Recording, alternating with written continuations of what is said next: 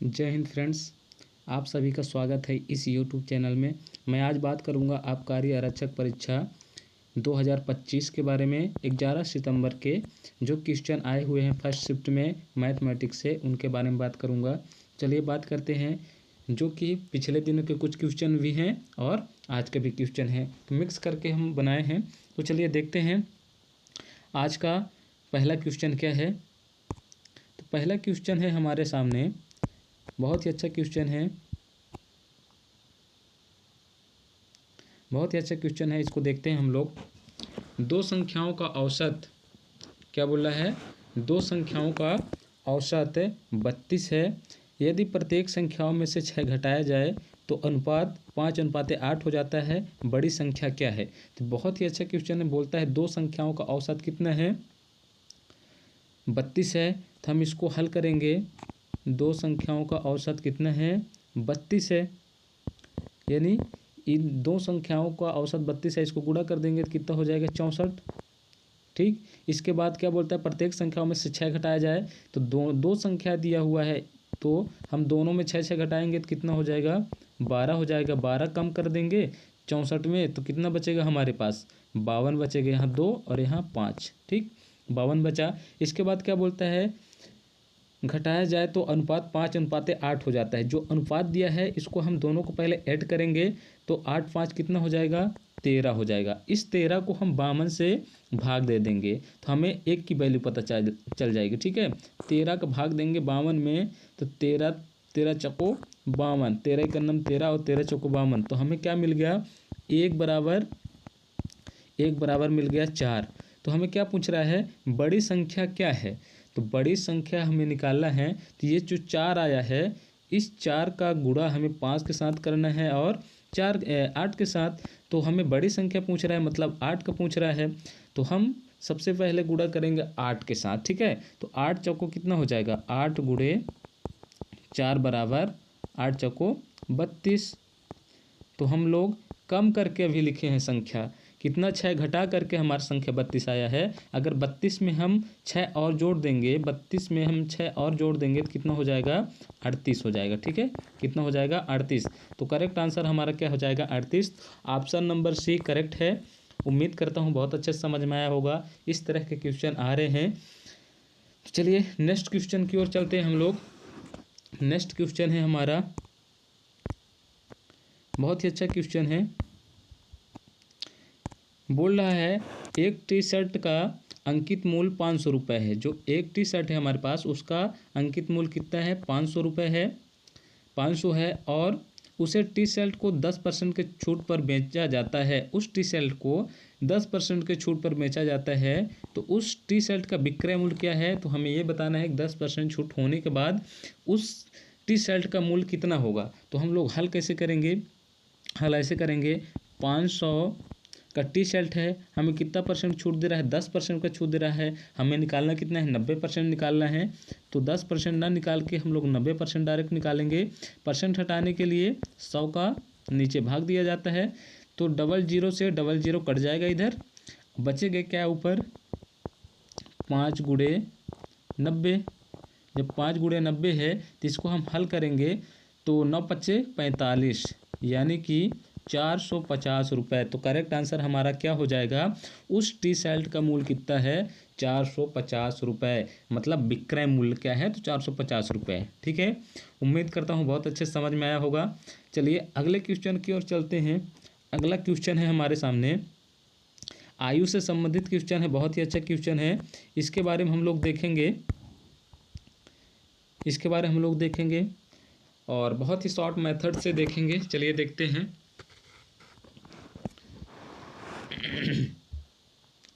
क्या बोलता है? पिता और पुत्र की आयु का अनुपात 6:3 है। पिता और पुत्र हैं, उनके आयु का अनुपात 6:3 है तथा उसकी आयु का गणना 350 है, 450 है। 5 वर्ष बाद उनकी आयु का अनुपात क्या होगा? ये पूछ रहा है कि 5 वर्ष बाद दोनों की आयु का अनुपात क्या होगा। तो हम लोग चलिए हल करते हैं। बोलता है पिता और पुत्र का आयु का अनुपात, ठीक है, 6:3 है तथा उनकी आयु का गुणनफल हम लोग निकालेंगे। तो पहला है 6x गुणनफल कितना है 3x बराबर 450।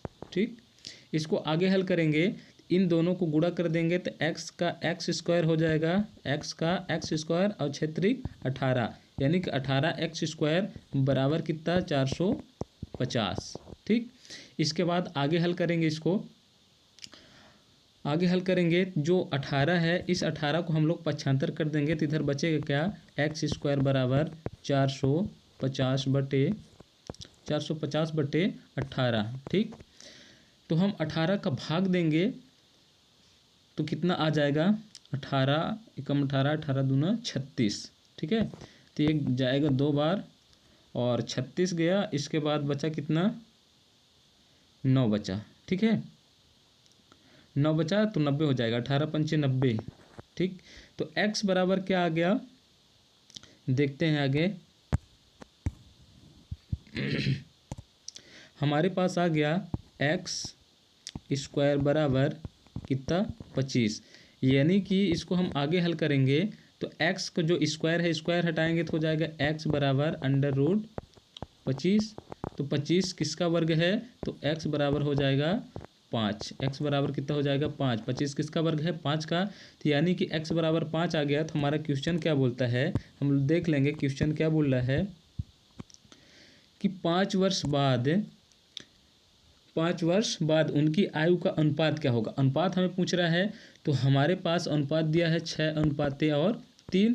तो इस 5 का हम गुणा 6 से करेंगे और 3 से भी करेंगे, तो आंसर हमारे पास देखते हैं क्या आता है 6 पंचे 30। यही पास करना चाहूँगा,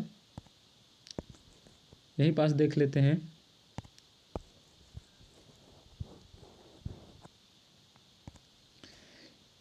पाँच का गुणा 6 में होगा, 6 पंचे 30 हो जाएगा और 3 के साथ होगा तो 15 हो जाएगा। क्या बोलता है कि 5 वर्ष बाद, तो 5 इसमें और जोड़ देंगे हम लोग, 5 और जोड़ देंगे तो ये हो जाएगा 35 और ये हो जाएगा 20। अब इसको हम लोग अनुपात पूछ रहा है तो इसमें अनुपात निकालेंगे तो 7 पचे 35 और 5 चौके 20। तो हमारा आंसर क्या आ जाएगा 7:4 हमारा करेक्ट आंसर हो जाएगा, यानी 5 वर्ष बाद अब पिता पुत्र का आयु का अनुपात होगा 7:4। ठीक है, अगले क्वेश्चन की ओर चलते हैं। अगला क्वेश्चन है हमारा, बहुत ही अच्छा क्वेश्चन है। एक वस्तु का क्रय मूल्य 15,000 है और उसके विक्रय मूल्य 18,000 है, तो लाभ प्रतिशत क्या होगा। हमें लाभ परसेंट पूछ रहा है, बोल रहा है क्रय मूल्य कितना है 15,000 है और उसका विक्रय मूल्य कितना है 18,000। तो डायरेक्ट पता चल रहा है कि 18,000 बेच रहा है, 15 में खरीद रहा है, तो 3,000 की क्या हो रही है फ़ायदा हो रही है। तो हमें निकालने का है परसेंटेज, तो हम हमेशा 15,000 यानी क्रय मूल्य को नीचे रखते हैं। ठीक है, तो 15,000 हम नीचे रखेंगे, गुणे 100 कर देंगे, ठीक है। तो 0 0 डबल 0 कट जाएगा, ये और ये भी कट जाएगा, तो हमारे पास क्या बचा, इसको हम आगे हल करेंगे तो 15 दूना 30 बचा, क्या अपने पास ऊपर बचा 20। ठीक है, और कुछ भी नहीं बचा, 20 बचा, यानी कि 20%। उसका लाभ परसेंट क्या है 20% है। उम्मीद करता हूँ बहुत अच्छे समझ में आया होगा। परसेंट निकालना बहुत ही आसान होता है, तो इस तरह क्वेश्चन आप लोग पढ़ के जाइए। अगला क्वेश्चन देखते हैं हम लोग, बहुत ही अच्छा क्वेश्चन है, सरलीकरण से क्वेश्चन है, इसको हम लोग हल करेंगे। तो इसको हम लोग हल इस तरह से करेंगे, देखिए जल्दी से हम लोग इसको हल कर लेते हैं। जो 9 दिया हुआ है ये प्लस में है और बाकी इसको हल करते हैं। देखिए 9 हो जाएगा, 9 पहले से है, 9 रहने देंगे और 6 और 3 को गुणा कर देंगे, 6 त्रिक 18 हो जाएगा। अब -4 है, इसको रहने देंगे, 2 में 2 का भाग करेंगे तो कितना आएगा, 2 में 2 का भाग करेंगे तो आ जाएगा हमारे पास 1 आ जाएगा। ठीक है, 2 × 2 1 आ जाएगा। इसके बाद आगे हल करेंगे, इसको आगे हल करेंगे हम लोग, तो ये प्लस है तो दोनों प्लस में जुड़ जाएंगे, या फिर हम ये 9 और 1 10 कर लेते हैं, 9 1 10 + 18 4। इसको आगे हल करेंगे तो 28 हो जाएगा। 10 और 18 28 माइनस 4। इसको हम हल करेंगे आगे तो 28 में 4 जाएगा, कितना बचेगा 24। तो हमारा करेक्ट आंसर क्या हो जाएगा, option number C correct answer है। उम्मीद करता हूँ बहुत अच्छे समझ में आया होगा। सबसे पहले हम लोग भाग करते हैं, फिर गुणा करते हैं, फिर भाग करते हैं, गुणा करते हैं, प्लस करते हैं, माइनस करते हैं। ठीक है, बोर्ड मास के नियम के अनुसार करते हैं। चलिए अगला क्वेश्चन की ओर चलते हैं हम लोग। अगला क्वेश्चन है हमारे पास, बहुत ही अच्छा क्वेश्चन है। बोल रहा है 3 खिलाड़ियों की औसत आयु 24 वर्ष है तथा उनकी आयु का अनुपात 3:4:4:5 है, तो प्रत्येक की वर्तमान आयु क्या होगी। तो चलिए इसको हम हल करेंगे। 3 खिलाड़ियों का औसत आयु कितना है, 24 है। 24 में हम 3 का गुणा कर देंगे। पहले 3 का गुणा करेंगे कितना आ जाएगा, 3 चौको 12, हासिल 1 बचेगा और 3 दूना 6 1 7 यानी 72 है। तथा उनकी आयु का अनुपात को हम लोग पहले ऐड करेंगे। 5 4 9 9 4 13 9 4 13, तो 13 का भाग हम कर देंगे किससे, 72 से।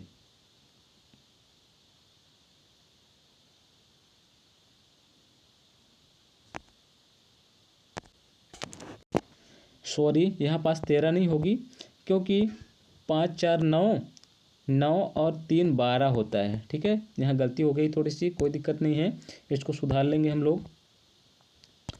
यहाँ हो जाएगा 12, 5 4 9 9 3 12, तो 12 से भाग देंगे तो 12 छंग 72, यानी कि 1 बराबर हमें क्या मिल गया, 1 बराबर 6 मिल गई। ठीक है, 1 बराबर कितना मिला, 6।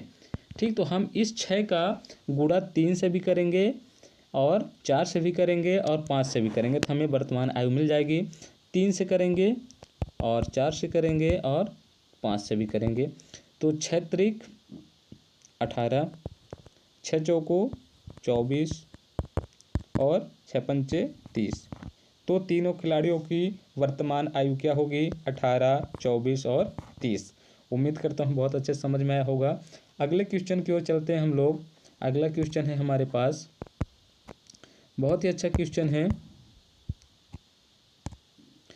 2 अभाज्य संख्याओं का योग 36 है। 2 अभाज्य संख्याओं का योग 36 है, तो उनका गुणनफल ज्ञात कीजिए। तो मान लेते हैं a प्लस b, 2 अभाज्य संख्या हैं, उनका योग कितना है, 36 है, तो उनका गुणनफल क्या होगा। तो अगर हमें a और b पता चल जाएगी, तो हम उनका गुणनफल आराम से निकाल सकते हैं। ठीक है, सबसे पहले हम लोग देखेंगे, ऐसे संख्या ढूंढेंगे कि ऐसे कौन सा अभाज्य संख्या है जिनकी योग 36 होती है। तो पहला तो मैं लूँगा 17 और दूसरा ले लेता हूँ क्या, 19। यही हमारे अभाज्य संख्या है। इन दोनों का गुणनफल कितना होगा, अगर इसका हम गुणा करेंगे 9 7 63, यानी लास्ट में 3 आ जाएगा, और 9 का नाम 9 ये हो गया, और 7 1 7 का नाम 7 2 और 1 7 3 हो जाएगा। ठीक है, ये 3 है। इसको गुणा करने पर मैं शॉर्ट मेथड से किया हूँ, आप लोग इसका गुणा करके देख सकते हैं कि इसको गुणा करने पर हमारे पास आएगा 323। तो करेक्ट आंसर क्या हो जाएगा, 323। ठीक है, नेक्स्ट क्वेश्चन की ओर चलते हैं हम लोग। बहुत ही अच्छा क्वेश्चन है, इसको हम लोग सॉल्व करेंगे।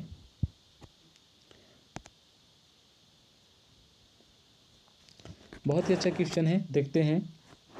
बोल रहा है कि 14 व्यक्ति जो हैं, 14 व्यक्ति किसी काम को 10 दिन में कर लेते हैं, तो M1 गुणे D1। 14 व्यक्ति किसी काम को 10 दिन में कर लेते हैं, 20 व्यक्ति उसे कितने दिन में करेंगे। तो यहाँ हो जाएगा M2 गुणे D2, यही सूत्र लगेगा, इसमें लगा देंगे, आंसर आ जाएगा। कितने व्यक्ति, 14 व्यक्ति कितने दिन में काम करते हैं, 10 दिन में काम करते हैं, बराबर 20 व्यक्ति कितने दिन में काम करेंगे, तो x दिन में काम करेंगे। तो हम इसको आगे हल करेंगे, तो 20 को 75 करेंगे तो इधर आएगा, तो हो जाएगा इधर भाग में, उधर गुणे में है तो इधर आके भाग में हो जाएगा, बचेगा क्या इधर x।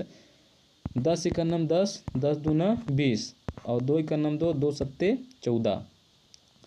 तो आया क्या, 7 बराबर x, यानी कि x बराबर 7 आया। ऑप्शन हमारा ऑप्शन नंबर डी सही होगा, यानी कि 20 व्यक्ति उस काम को 7 दिन में पूरा कर देंगे। ठीक है, उम्मीद करता हूँ बहुत अच्छे समझ में आया होगा। नेक्स्ट क्वेश्चन की ओर हम लोग चलेंगे। नेक्स्ट क्वेश्चन बहुत ही अच्छा क्वेश्चन है, विभाज्यता से है। हम इसको देखेंगे, विभाज्यता से संबंधित क्वेश्चन है, बहुत अच्छा है। आपको पता होना चाहिए कि 3 का विभाज्यता का नियम क्या है। सभी संख्याओं को योग करके 3 का भाग दे देंगे। अगर भाग पूरी तरीके से चला गया तो 3 से विभाज्य हो जाएगा। चलिए पहली संख्या को देखते हैं। तो पहला ऑप्शन में हमारा संख्याएं जो दी है 6 1 7, 6 1 7, या फिर इस तरह कर सकते हैं 6 6 12, 12 6 18, 18 4 22। 22 में क्या भाग जा रहा है, नहीं जा रहा है। आगे देखते हैं, आगे हम लोग देखेंगे कि 5 4 9, 9 4 13, 13 6 19, 13 6 19, 19 प्लस 8 को जोड़ेंगे कितना हो जाएगा, 27। ठीक है, 27 हो जाएगा। 27 में 3 का भाग जाएगा क्या, एस जाएगा। 9 त्रिक 27 या 3 नमा 27, 3 नमा 27, यानी कि पूरी तरह से विभाज्य हो रहा है। तो हमारा ऑप्शन नंबर भी करेक्ट हो जाएगा। आगे चेक करने की ज़रूरत ही नहीं है। अगर चेक भी करेंगे आप लोग तो आंसर अपना बी ही आएगा। तो चलते हैं अगले क्वेश्चन की ओर। बहुत ही अच्छा क्वेश्चन है, आप लोग बने रहिए। देखते हैं अगला क्वेश्चन हमारे पास है, बहुत ही अच्छा क्वेश्चन है। बोलता है एक ट्रेन 240 मीटर लंबी है। कितनी लंबी है, 240 मीटर लंबी है। ट्रेन एक खंभे को 16 सेकंड में पार करती है। ट्रेन 16 सेकंड में पार करती है, तो ट्रेन की गति क्या थी। बहुत ही अच्छा क्वेश्चन है, हम लोग इसको सॉल्व करेंगे।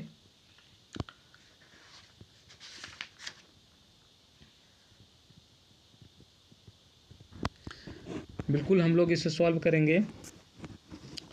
देखते हैं, एक ट्रेन जो है 240 मीटर लंबी है, 240 मीटर लंबी है। इसे हम भाग करेंगे किससे, 16 से।